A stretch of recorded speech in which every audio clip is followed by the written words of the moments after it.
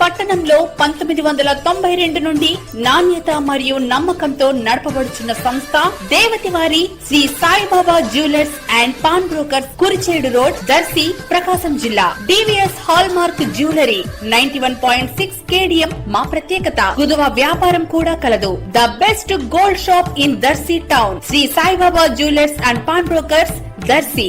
Proprietor Devathi Mahananda. Cell 9866391300.